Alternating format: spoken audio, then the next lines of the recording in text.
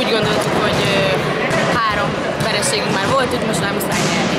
Az hátrány volt, hogy nem volt itt az edzőtök, hogy aztán felül tudtatok kerekedni? Hát először hátránynak éreztük, de utána próbáltuk megcsinálni. Igazából a legrutinosabb csapatunk találtuk föl.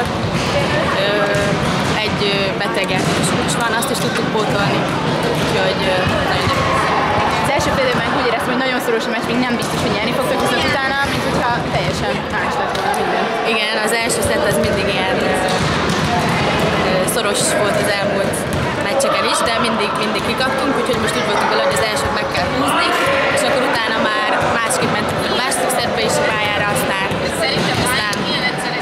sikerült minden. Próbáltunk nagyon-nagyon koncentrálni a nyitásoknál is, nagyon jól szerváltunk szerintem,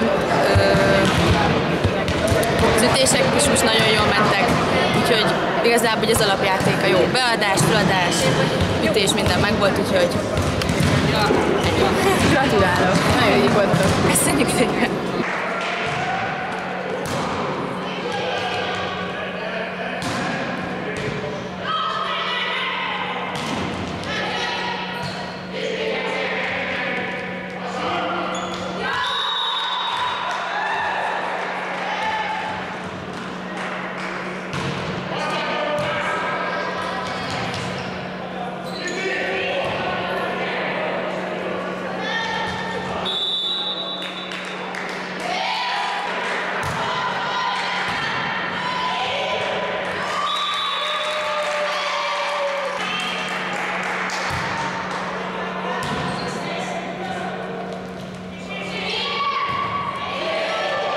Hál' Istennek nagyon-nagyon jól ment, szóval látható volt a játékunkon is, hogy nagyon felszabadultak voltunk, illetve nagyon-nagyon akartunk nyerni, hiszen tudtuk, hogy ez a Basi, ez egy iszonyatosan erős csapat, tényleg ott van az élvonalban, mindig is nagyon-nagyon jó, viszont itt a példa rá, hogy kellő akarattal, és akkora lelke volt az egész csapatnak, tényleg egyszerre dobbant a szívünk szó szerint, hogy olyan euforikus állapotokban voltunk, hogy nagyon-nagyon jól játszottunk, és sikerült legyőznünk, amire lehetetlen volt.